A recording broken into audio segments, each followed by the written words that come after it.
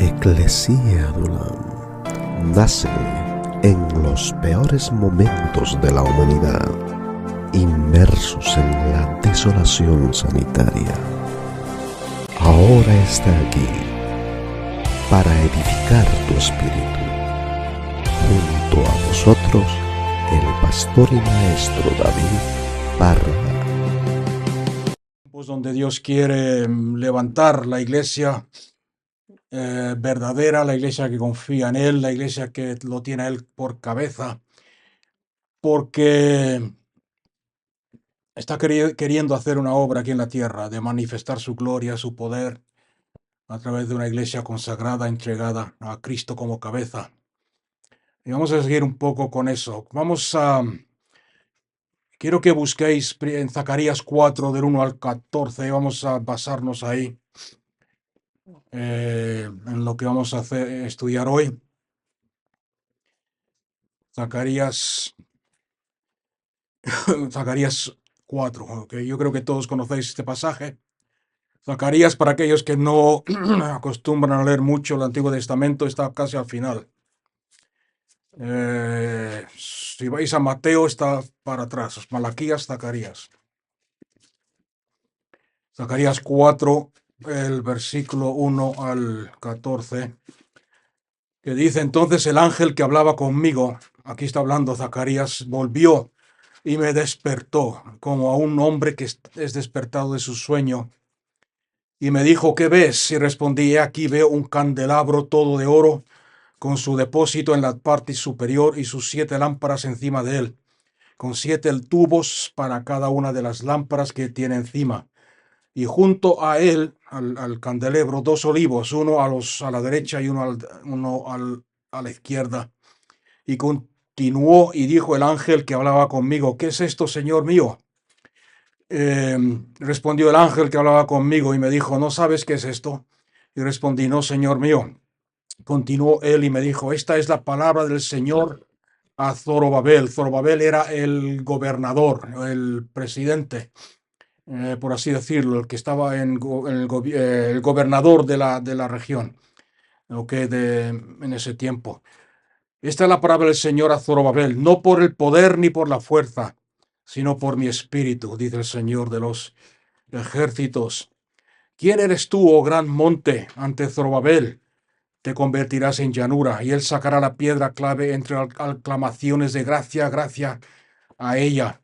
Y vino a mí la palabra del Señor diciendo: las manos de Zorobabel han puesto los cimientos de esta casa, la casa de Dios, el templo, y sus manos la acabarán. Entonces sabréis que el Señor de los ejércitos me ha enviado a vosotros. Pues aquí, ¿a quién ha menospreciado? ¿Quién ha menospreciado el día de las pequeñeces? O como dice otra versión: no menospreciáis el día de las pequeñeces. Estos 7 se alegrarán cuando vean la plomada en la mano de Zorobabel. Estos son los ojos del Señor que recorren toda la tierra. Entonces hablé y le dije: ¿qué son estos 2 olivos a la derecha y a la izquierda del candelabro? Hablé por segunda vez y le dije: ¿qué son las 2 ramas de olivo que están junto a los 2 tubos de oro que alimentan o vierten de sí el aceite de oliva al candelabro? Y me respondió diciendo: ¿no sabes qué son estos? Y yo dije: no, Señor mío. Entonces el ángel me dijo: estos son los 2 ungidos que están de pie junto al Señor de toda la tierra. O sea, aquí vemos una enseñanza profética para nosotros hoy, poderosa, que tiene que ver con la iglesia. En Mateo 16, 18, la palabra de Dios dice, cuando Jesús le pregunta a sus discípulos: ¿quién decís vosotros que soy yo? Y Pedro le contesta, le dice: tú eres el Cristo, el ungido, el Hijo del Dios viviente. Tú eres el ungido, el Hijo del Dios viviente. Esa palabra Cristo quiere decir ungido y su unción. Y Jesús le responde: sobre esta revelación, sobre esta piedra, sobre este fundamento de que yo soy el ungido y la unción del Espíritu que está sobre mí, edificaré mi iglesia. Quiero que os acordéis de estas 2 cosas, ¿ok? La iglesia de Cristo Jesús es Cristo Jesús en una unión viva con los suyos, con los que son suyos. La Biblia dice, donde quiera que estén dos o tres reunidos en su nombre. Ok, acordarse que en su nombre, lo hemos estudiado antes, no quiere decir, nos reunimos en tu nombre, Jesús, estamos aquí reunidos en el nombre de Jesús. No, reunidos en su nombre quiere decir reunidos representando el nombre y todo lo que ese nombre significa. O sea que donde hay dos o tres reunidos como creyentes en unión viva con Cristo el ungido, ahí está representado Cristo. Ahí está representado Cristo y esa es la iglesia. Esa es la iglesia. Los creyentes en unión viva, y estoy enfatizando viva, con el Dios resucitado, constituye la iglesia. Y no estoy hablando aquí de una figura, sino de la realidad. ¿Qué quiero decir con eso? Quiere decir la Biblia que su carne, la carne de Cristo, ya no era la misma. Las limitaciones humanas de Cristo ya no son las mismas que antes de resucitar. Todo eso terminó. ¿Por qué? Porque cuando estamos en unión con Cristo, con el ungido y su unción, todas las limitaciones humanas son sobrepasadas. Y esa es una de las maravillas, de los milagros, si quieres decirlo así, del Cristo resucitado como una realidad viva en nosotros. Cuando tú aceptas a Cristo Jesús como Señor y Salvador, entras en una, o deberías entrar, ¿ok? Si te enseñan la palabra de Dios como debe ser enseñada, deberías entrar en un mundo, en una esfera de capacidades que son más que humanas. ¿Por qué? Porque Cristo está en nosotros. Como dice Pablo, ya no vivo yo, mas vive Cristo en mí. Lo que antes no podíamos hacer con nuestra naturaleza, de forma natural, nuestra relación con Dios, el estar en Cristo hace posible que lo que antes no podíamos hacer o hacer en nuestra naturaleza, ahora lo podemos hacer por el poder de Cristo, el poder del Espíritu Santo que está en nosotros. Nuestra relación es una nueva relación. Es una relación que está basada en el cielo. Nuestros recursos provienen de una fuente celestial. Ahí le dice que hemos sido bendecidos con toda bendición en los celestiales. Es por eso que el apóstol Pablo escribe a los Corintios y les dice en 1 Corintios 1:27. Vamos a leerlo, ¿ok? Porque si no lo leemos, muchos van a creer que no está en la Biblia. En 1 Corintios 1:27 dice la palabra de Dios, sino que Dios ha escogido lo necio del mundo para avergonzar a los sabios. Y Dios ha escogido lo débil del mundo para avergonzar a lo que es fuerte. ¿Por qué? Porque cuando nos reconocemos débiles y permitimos que Dios obre a través de nosotros, es cuando la gloria de Dios, el poder de Dios, la capacidad de Dios, la sabiduría de Dios se manifiesta más que nunca a través de nuestras vidas. El propósito de Dios desde la creación y incluso hasta el final, porque la Biblia dice cosas como Dios en su multisabiduría, multifacética sabiduría, nos ha escogido a los débiles, a nosotros, para manifestar a los principados y a las potestades la gloria, la maravilla y el poder, la multiforme sabiduría de Dios. Ok, entonces, las cosas que son despreciadas, las cosas que no son, aquellos que no son, que reconocen que no son nada, Dios ha escogido para anular la sabiduría y el poder y las cosas que son.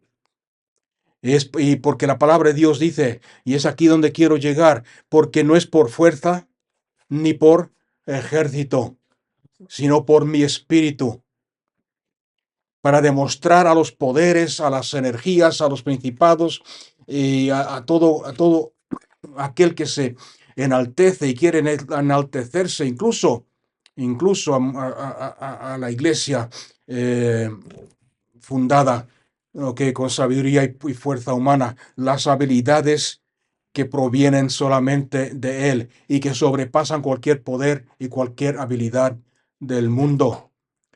Todo, voy a repetirlo, porque no es por fuerza ni por poder, sino por mi espíritu.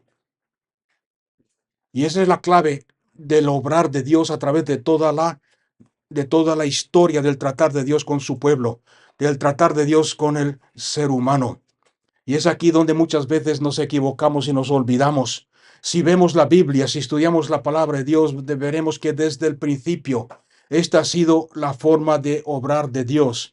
Cualquier nuevo movimiento de Dios, cualquier nueva mover de Dios, si queréis decirlo así, está basado en esta verdad, en este hecho, que no es por fuerza ni por ejército, sino por mi espíritu. En Génesis 1 vemos en la creación, dice la palabra de Dios, y el mundo estaba vacío y desordenado, y el espíritu se movía sobre la faz del vacío, del abismo.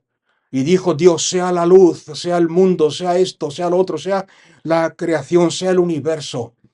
Y el universo fue creado, no por fuerza ni por poder, sino por mi espíritu. Cuando Dios, y vemos muchos ejemplos en la Biblia, está llena de estos, podéis buscarlos si queréis. Cuando Dios trae libertad a los cautivos, a los judíos cautivos en Egipto, nos damos cuenta que los saca con mano poderosa de la cautividad en Egipto y los conduce hacia la tierra prometida, usando una columna de fuego durante la noche y una columna de nube durante el día. ¿De qué nos habla eso? Del Espíritu Santo de Dios. Los lleva a la tierra prometida, los lleva a heredar las promesas a través del poder y la dirección del Espíritu Santo.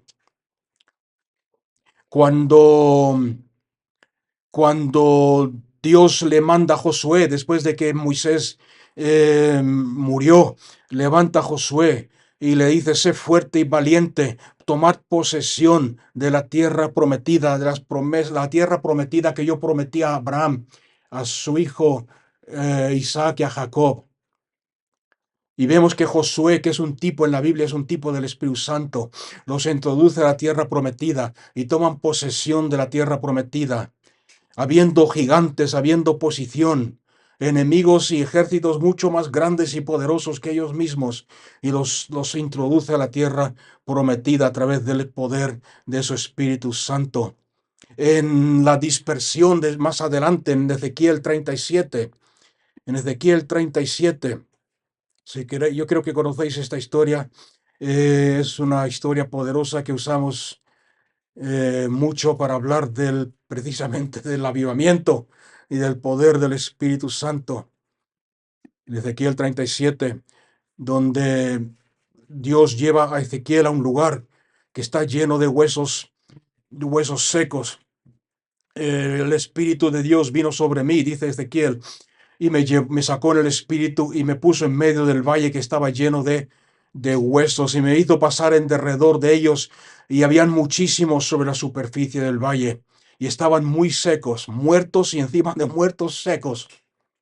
O sea que aquí vemos la desesperación, vemos el máximo de la esperanza, de la desesperanza, perdón. ¿Qué pueden pasar? ¿Qué vemos cuando vemos un valle de huesos secos? Lo único que vemos es muerte, falta de vida, falta de visión, falta de propósito, falta de esperanza. No se puede hacer nada. Sin embargo, el Señor le hace una pregunta, ¿vivirán estos huesos? Y entonces me dice el Señor, profetiza, declara la palabra de Dios sobre ellos.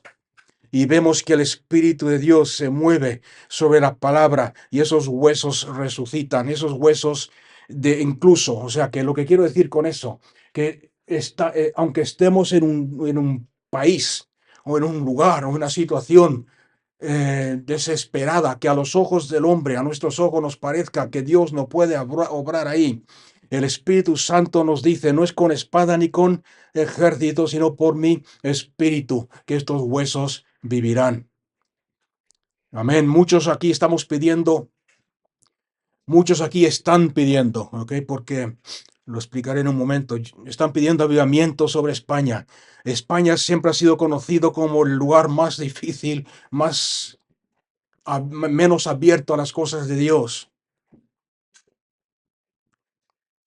Sin embargo, el Espíritu Santo nos dice, no por espada ni por ejército, sino por mi espíritu. Los huesos resucitarán, los huesos recobrarán vida y habrá un mover.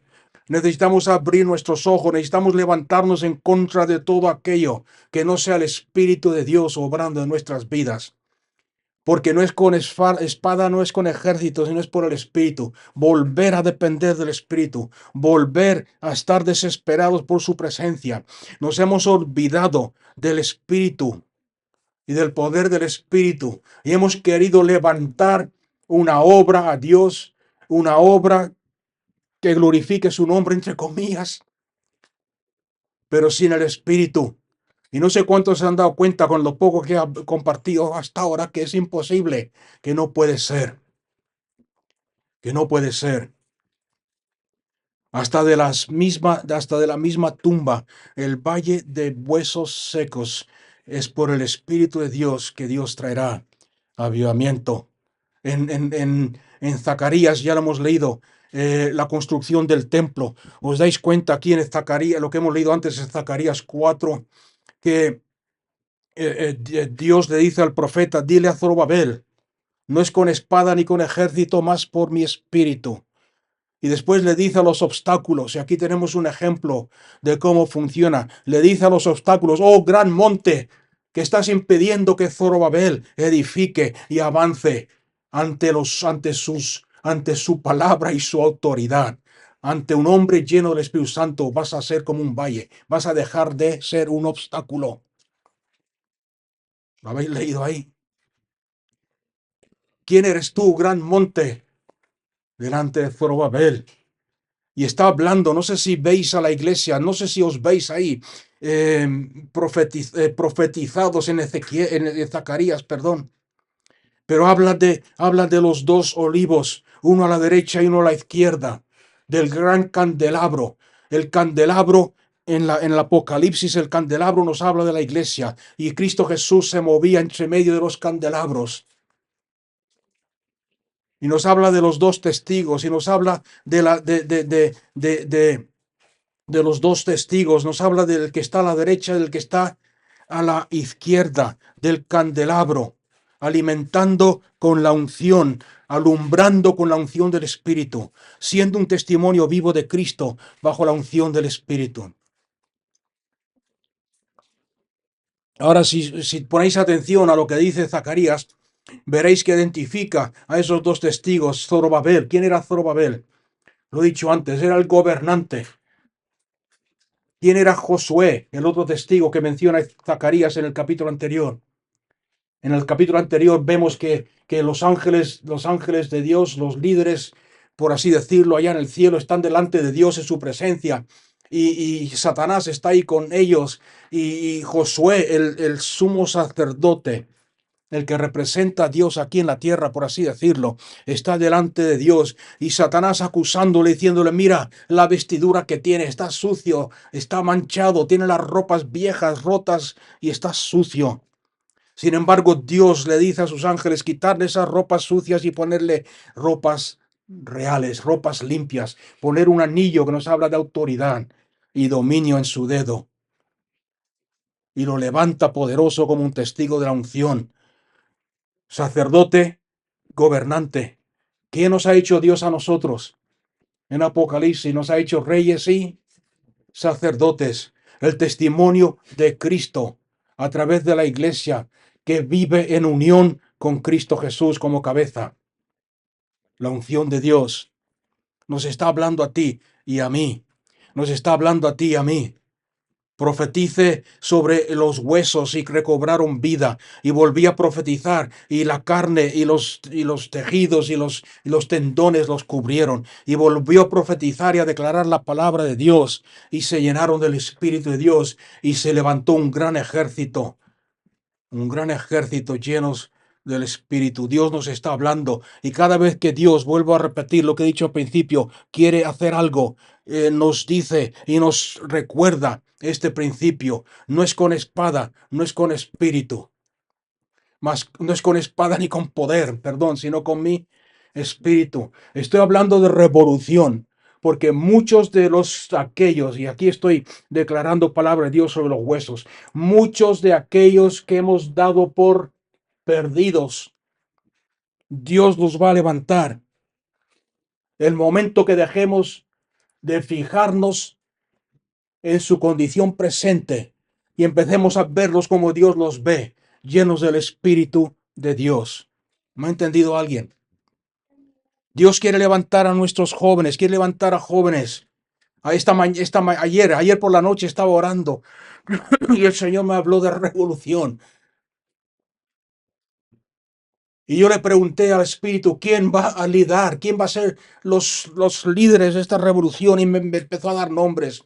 Y no los voy a mencionar porque no se trata de eso y tampoco se trata de que alguien diga el mío no lo ha mencionado. Me mencionó nombres que yo conozco. Hay otros muchos que no conozco. Pero son jóvenes adultos y personas que os acordáis el sábado pasado que expliqué que cuando el creyente empieza a preguntarse por qué, es muy fácil, es muy fácil saber en qué creo. Normalmente creemos en lo que nos enseñan, creemos en lo que el pastor dice, creemos en lo que nos ha enseñado nuestra denominación. Pero cuando el creyente empieza a preguntar el por qué creo lo que creo, es cuando ese creyente se mete en problemas. Y muchas veces parece ser que esa parte de Dios se desvía de Dios. Sin embargo, Dios sigue obrando en su vida. Y no podemos tirar la toalla y seguir intercediendo y profetizando sobre sus vidas. ¿Me está escuchando alguien? Hay muchos jóvenes que parecen que se han apartado de Dios porque han empezado a preguntarse el por qué. ¿Por qué si yo creía en Dios no hizo lo que yo le pedí? ¿Por qué si yo creía en Dios no me escucha, no me habla? ¿Por qué si yo hacía lo que me enseñaron, todo me está saliendo mal? ¿Por qué? ¿Por qué? ¿Por qué? Y es porque necesitan respuestas, necesitan ver, como vimos la semana pasada, la fidelidad del Señor.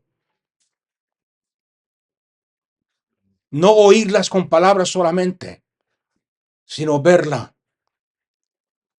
Y cuando tú y yo como adultos empecemos a profetizar sobre sus vidas, a declarar el poder de Dios y vean el poder de Dios obrando en nosotros. Estaba hablando con una hermana antes y me decía, tenemos que entrar a la presencia de Dios con gratitud, porque muchas veces pedimos y pedimos cosas que ya son nuestras y pedimos cosas que Dios ya las tiene controladas y pedimos cosas que Dios dice en su palabra, antes que tú me las pidas, yo ya sé lo que necesitas. Y en vez de pedir, Dios necesita encontrarnos en paz. ¿Qué significa que Dios nos encuentre en paz? Cuando Dios encuentra a un creyente en paz es porque ese creyente sabe en quién ha creído. En la cruz del Calvario vemos otro ejemplo de que no es por espada ni por ejército, sino por el Espíritu. Al Dios de toda la vida, al Creador del cielo y la tierra, lo crucificaron en la cruz y lo mataron. Y lo encerraron en una tumba. Lo dieron el mundo, el imperio romano, incluso sus seguidores lo dieron por perdido. Sin embargo, la palabra de Dios nos dice en Romanos 8, versículo 11, el mismo espíritu, no es con ejército ni con espada, sino por mi espíritu, el mismo espíritu que resucitó a Jesús de los muertos, vive en vosotros, activando su poder y su gloria en vuestros corazones. El espíritu de vida entró en ese cuerpo, lo resucitó al tercer día y ese mismo espíritu obra en nosotros. ¿Cómo lo sé? Porque más tarde en Hechos capítulo 2 y se oyó un gran ruido del cielo como un viento recio que descendió sobre el lugar donde estaban todos reunidos, y el mismo espíritu que resucitó a Jesús de los muertos se sentó sobre cada uno de ellos, y fueron llenos del Espíritu Santo y trastornaron el mundo entero. No sé si Dios te está hablando, pero muchos creyentes me preguntan por qué la iglesia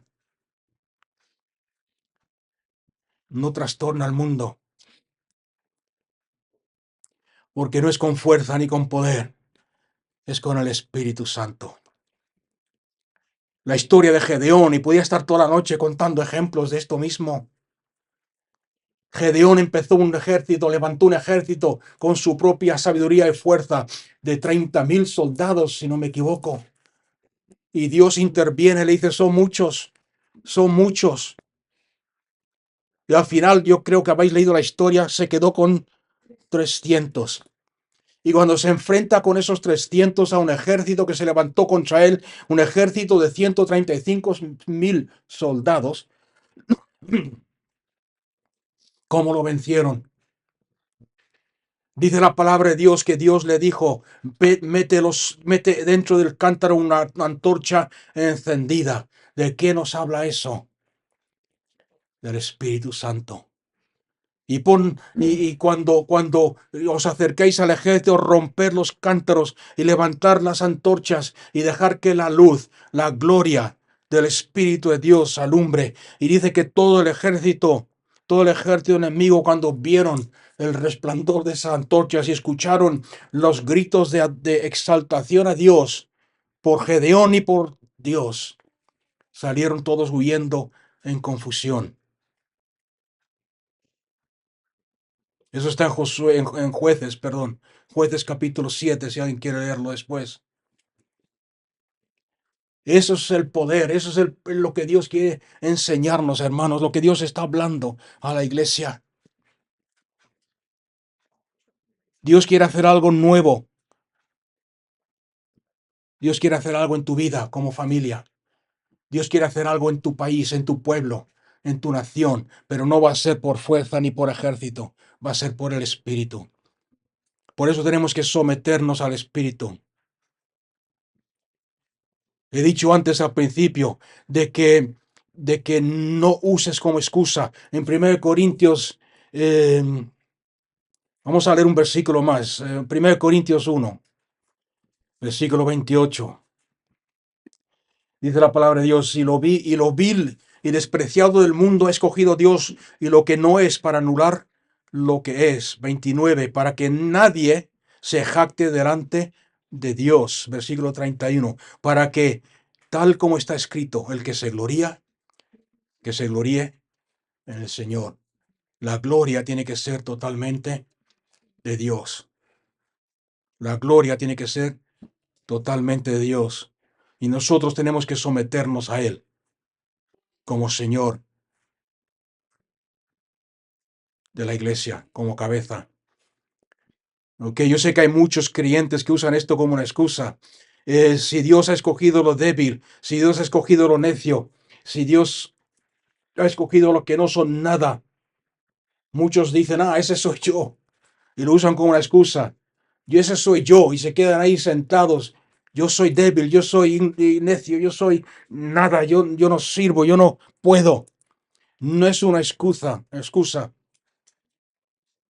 No es una excusa para que te quedes apático y sentado, descansando en tu debilidad, descansando en tu necedad, descansando en que no eres nada. ¿Por qué? Es todo lo contrario. En la Biblia, en el principio, en la mente de Dios es todo lo contrario.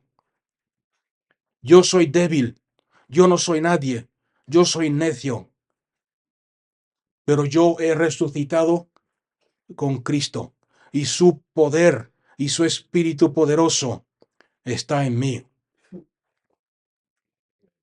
Estoy unido con Cristo, y obras poderosas serán hechas por mi mano, porque me someto a Dios como el Señor de mi vida.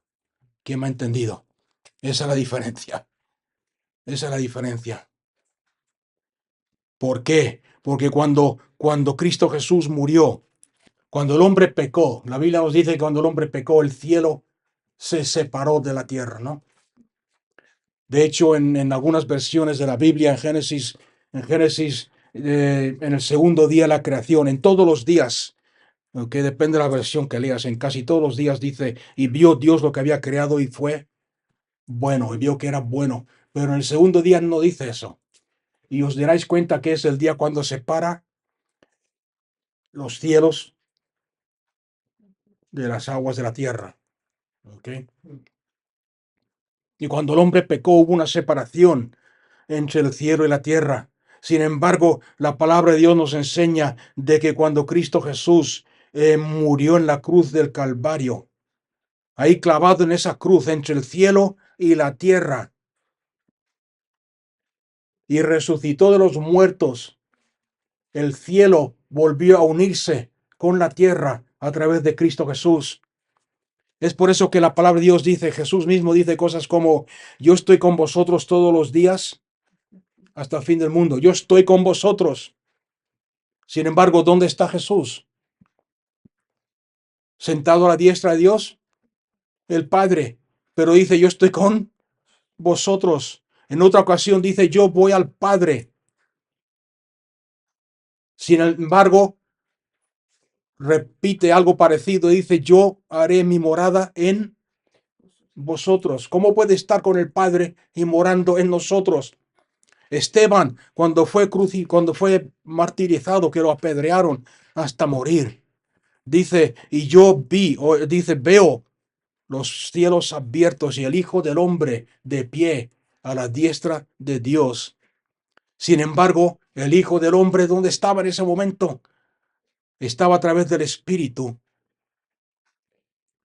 en Esteban, a través del Espíritu de Cristo. O sea que lo que quiero que veáis aquí es a Cristo que está en el cielo, pero también está en ti. Y si Cristo está en ti, el cielo está en ti. Y si el cielo está en ti, el cielo y la tierra vuelven a ser uno a través del Cristo resucitado. En el camino a Damasco, dice la Biblia que Saúl de Tarso vio a Jesús, la gloria del Cristo resucitado. Y Cristo Jesús le pregunta, ¿por qué me persigues? ¿Por qué me persigues? Sin embargo, la Biblia nos enseña bien claro que cuando Saúl estaba persiguiendo a los cristianos, ¿dónde estaba Jesús? En el cielo. Nos da a entender, no sé si lo estáis viendo, que el cielo y la tierra son uno. Es por eso que Jesús, cuando los discípulos le dicen, Señor, enséñanos a orar, les dice, vosotros oraréis de esta forma, usando este modelo. Venga tu reino y hágase tu voluntad aquí en la tierra como en el cielo. Y muchos de nosotros están esperando un cielo futuro, están esperando el irse al cielo. Yo leo la Biblia y veo todo lo contrario. Veo a Juan que dice, y vi yo la nueva Jerusalén descender del cielo, la morada de Dios descender del cielo sobre la tierra. El cielo descendiendo sobre la tierra, el cielo bajando. Y ahora mismo, si tú quieres creerlo, el cielo está en ti, está dentro de ti, está a tu alcance. Lo único, ¿cómo se hace realidad? Muchos se preguntarán, ¿cómo se hace realidad? Por fe, por fe. ¿No es así? ¿No es eso lo que Jesús le dijo a Pedro, perdón? Yo soy el Cristo, el ungido, el Hijo del Dios viviente, y a ti te doy las llaves del cielo, y todo lo que tú ates y permitas aquí en la tierra ser lo que ha sido permitido, desatado en el cielo. Vuelven a ser uno. Por fe. Por fe tenemos que aprender a tomar las bendiciones. Hemos sido bendecidos con toda bendición en los celestiales. A tomar esas bendiciones y hacerlas realidad. ¿Por qué no vivimos esas realidades hoy en día? ¿Por qué a muchos creyentes nos cuesta creer esto? Porque estamos más enfocados en lo que ven nuestros ojos, los problemas, las deudas, las necesidades, la lucha, las tinieblas, la corrupción en el gobierno, en el mundo, en el sistema educativo, las guerras y los rumores de guerras. Y muchos dicen, ah, Señor, ven pronto, Señor, que el cielo, el cielo, el cielo. Hay una cosa que Satanás, o antes de decir eso, está profetizado en Génesis 28.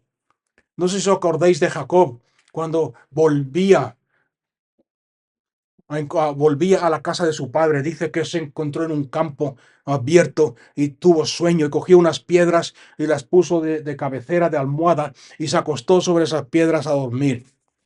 Y de repente dice que vio una escalera que estaba puesta en la tierra y que llegaba hasta el cielo. Y dice, y yo vi a los ángeles de Dios que ascendían y descendían sobre esa escalera. Y vi al Señor de pie sobre las escaleras. El cielo y la tierra se hicieron uno a través de esa escalera.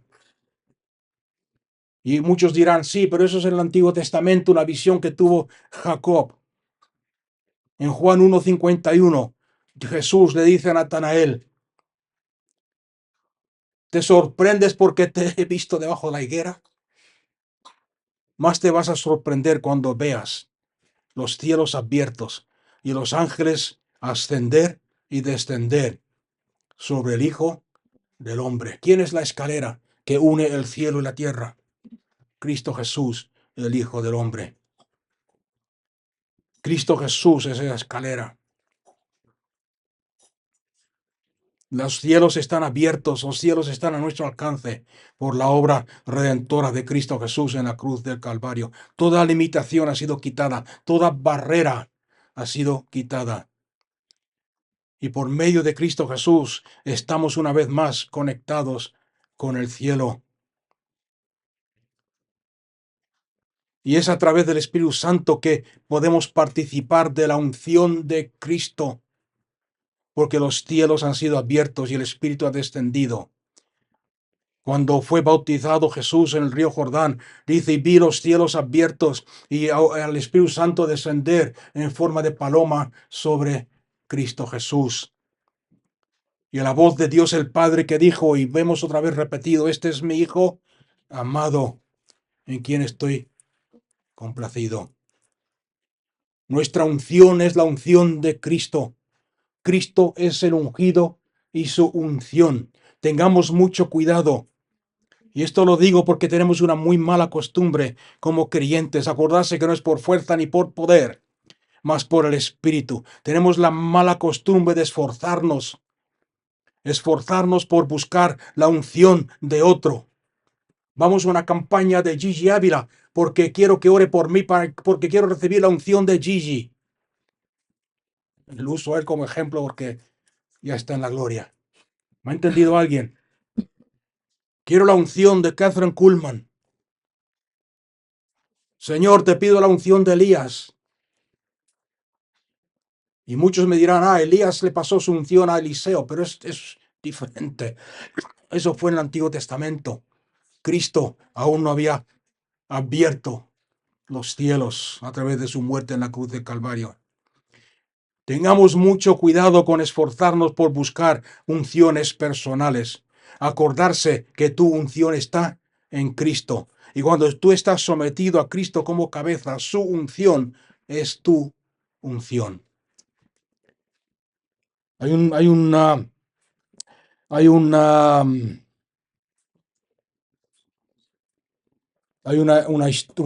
caso en la Biblia donde dice que el Salmo 133, como la unción, dice, vamos a leerlo, no me acuerdo ahora literalmente lo que dice.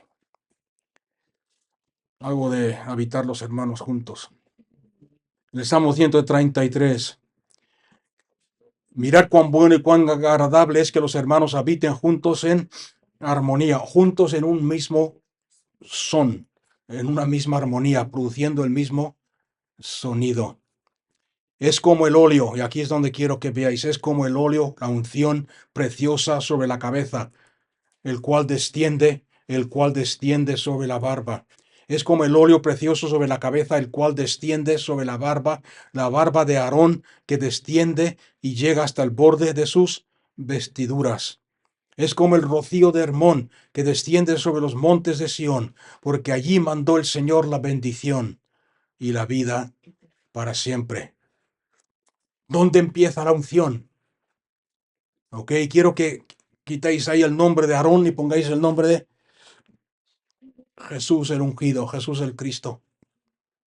Es como el aceite precioso sobre la cabeza, el cual desciende sobre la barba de Jesús, el Cristo, que desciende hasta el borde de sus vestiduras. La unción que está sobre ti es la misma unción de Cristo. No necesitas buscar la unción de un hombre, no necesitas buscar la unción de otro. Hemos sido bautizados en un espíritu, por un espíritu, en un cuerpo. Cuando buscamos la unción de los hombres nos metemos en problemas. Hemos sido bautizados en Cristo. Y lo digo y lo enfatizo porque hay algunos grupos y movimientos por ahí, por el mundo, que enseñan eso de buscar la unción de los antiguos, de los hombres de fe, de absorber la unción. Muchos van y visitan. Ok, lo digo así de claro, tengamos cuidado, porque se venden libros y los compramos y los leemos en vez de ver la Biblia.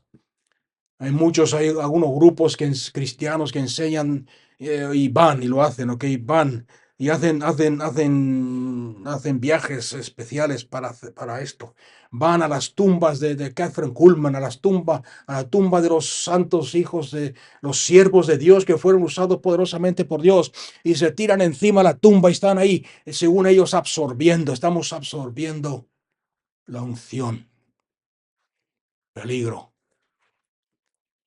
Porque la única unción que tú y yo necesitamos es la unción de Cristo. La única unción que Dios nos manda a obrar bajo ella es la unción de Cristo. Pero tenemos que tener a Cristo como cabeza, a Cristo como cabeza. Alguien me preguntó una vez, ¿por qué la iglesia no se mueve como se movía antes? ¿Por qué no se ven las cosas que se ven? Te voy a decir algo primero. Cuando esos dos o tres que están reunidos en el nombre de Cristo, representando a Cristo, débiles, sin fuerza, sin que no son, se reconocen como que no son nadie. Te voy a decir algo que a veces no nos damos cuenta, lo mencioné una vez. Cuando esos que se reconocen débiles y fuertes, el mundo los mira y dice, se burlan, esto es la iglesia y no son nadie, son un puñado de don nadies, son un montón de ignorantes, no tienen educación, no tienen tal. Pero te voy a decir algo bien claro. Cuando esos dos o tres o cuatro o cinco reunidos en el nombre de Cristo se ponen a orar, Satanás tiembla. Porque mueven y manifiestan la gloria de Dios hasta los confines, hasta los extremos del universo. ¿Me ha escuchado alguien? Y aunque a ti te parezca que tus oraciones no están haciendo nada, cuando tú te reúnes, cuando tú te acercas a Dios sabiendo que Él es la cabeza, que su unción está sobre ti, y que a través de tu debilidad Dios quiere manifestarse fuerte. Vas a abrir tu boca en profecía, vas a abrir tu boca en oración. Y algún día, cuando estemos en la presencia de Dios, vas a ver el resultado de cómo la gloria de Dios se ha movido, donde no creías que era posible. Pero para que esto sea realidad en nuestras vidas, falta algo muy importante que se ha perdido de nuestras predicaciones y de nuestra iglesia, y es que Cristo Jesús sea el Señor. Hablamos mucho de Cristo Jesús como Salvador. Sin embargo, verás que en la Biblia, aunque habla de Jesús como el Salvador, siempre lo presenta como Jesús el Señor. Y es por eso que cuando el pastor hace un llamado, los evangelistas hacen un llamado, ¿cuántos quieren aceptar a Jesús el Salvador? Los altares se llenan de personas. Se llenan de personas, yo quiero ser salvo, yo quiero que Jesús sea mi Salvador. Pero cuando vienen las luchas, viene la tentación, vienen las pruebas, vienen los ataques de Satanás que viene a robar la palabra, ¿dónde están?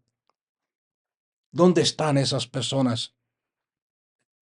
Está comprobado por las estadísticas que de los miles y miles de personas que se entregaban al Señor en las campañas de Reinhard Bonnke en África, por ejemplo, de Billy Graham, solamente un 2 o 3% permanecen fieles a Dios después de 2 años. ¿Por qué? Ahora, ¿cuál es el otro lado de la moneda? Predica a Cristo Jesús como Señor y verás la diferencia. ¿Cuántos se acercan al altar? ¿Cuántos dicen yo quiero? Porque es muy diferente tenerlo como Salvador y hacer lo que se te da la gana, vivir como tú quieras. Yo tengo a Jesús como Salvador en mi corazón, pero hago lo que yo quiero. Otra cosa es decir, yo tengo a Cristo como Señor de mi vida y hago lo que Él quiere. En Josué 3:4 dice la palabra de Dios, Josué, están a punto de tomar posesión de la tierra prometida. Están en las orillas del río Jordán. No sé si saben la historia, pero tuvieron que pasar por dos grupos de agua, dos cuerpos de agua. El primero, el Mar Rojo, cuando salieron del mundo, salvación. Y el segundo, el río Jordán, para entrar en la tierra prometida y poseer la tierra que Dios les había prometido, Jordán. El Jordán es típico de la cruz. Es el recibir al Señor, a Jesús como Señor. Josué 3:4, Josué les dice, sin embargo, dejaréis entre vosotros y el arca que representa en la Biblia, el arca representa la presencia de Dios. Dejaréis entre vosotros y el arca una distancia de unos 2000 codos. No os acerquéis a ella para que sepáis cuál es el camino por donde debéis andar. ¿Por qué? ¿Por qué tenían que fijarse en la presencia de Dios? ¿Por qué tenían que poner sus ojos en Cristo? ¿Por qué tenían que fijarse en el Espíritu? Porque no es por fuerza ni por ejército, sino por mi Espíritu. ¿Por qué tenían que tener los ojos puestos en Cristo? Dice la Biblia, porque por este camino no habéis pasado antes. Dios quiere hacer algo en esta nación grande. No sé cuántos lo creen, cuántos lo sienten. Está germinando aquí en el corazón de muchos. Pero tiene que ser, o primero nosotros tenemos que someternos a Cristo como el Señor de nuestras vidas.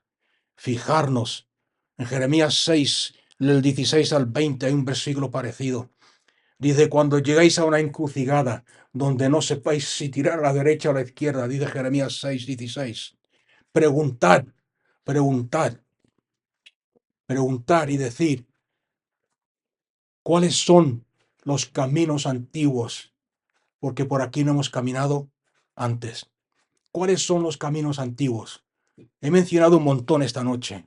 Hay muchos predicadores que a lo mejor dicen, comentaristas de la Biblia, los caminos antiguos son las tradiciones religiosas de Jerusalén, son las fiestas judías, son esto y lo otro, son las tradiciones, son... Pero según lo que hemos estudiado hoy, ¿cuál es el camino antiguo? No es con espada, no es con ejército, mas con mi espíritu, dice el Señor. Preguntad por el camino antiguo. ¿Cuál es el camino antiguo? ¿Y cuál sigue siendo el camino de hoy? Que no vamos a hacer nada por fuerza ni por ejército, sino por el Espíritu Santo de Dios. Y no todos quieren cruzar el Jordán.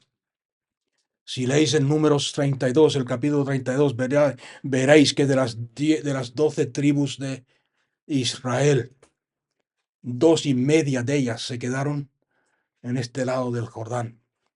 No quisieron cruzar. ¿Por qué? Podéis leer la historia después en casa porque se nos va el tiempo. Pero muchos de ellos empezaron a decirle a Josué, Josué, tenemos la tierra que está a este lado del Jordán es fructífera, es verde, es apacible, no hay tantos enemigos, hay fertilidad. Y tenemos que pensar, fijarse, tenemos que pensar en nuestros hijos. Al otro lado vamos a encontrar enemigos, gigantes, guerras, resistencia, oposición, lucha. Tenemos que pensar en nuestros hijos. ¿Os suena algo eso? Y se quedaron a este lado del Jordán, mientras que las otras 9,5 tribus cruzaron el Jordán, tomaron posesión de la tierra prometida. Las tribus que se quedaron fue la tribu de Gad, la tribu de Rubén y la media tribu de Manasés. Aquí estamos bien, aquí hay terreno para nuestro ganado. Tenemos que pensar en nuestros hijos, nuestros niños. Y no cruzaron al otro lado. Cristo Jesús es el Señor. Y vamos a ver las promesas de Dios cumplirse en nuestra vida cuando reconozcamos que la única unción que necesitamos es la unción de Cristo. Él es la cabeza, nosotros somos su cuerpo. Su unción es nuestra unción. Nos movemos en la misma unción, nos movemos en la misma autoridad, nos movemos en el mismo poder. Es por eso que cuando hay un grupo de creyentes que conocen esta verdad, que viven en esta realidad y se ponen a orar, Satanás tiembla. Veréis el cielo abierto y a los ángeles ascender y descender. El cielo está aquí, el cielo está al alcance tuyo. Y cuando digo que está aquí, estoy hablando del presente, el cielo, el reino de Dios es presente y también es futuro. Está aquí entre vosotros, está manifestándose cada día más y más, y llegará un día cuando Cristo Jesús venga y establezca su trono aquí en la tierra, y toda lengua confesará que Él es el Señor, y toda rodilla se doblará y reconocerá que Cristo Jesús es el Rey de reyes y el Señor de señores. Amén.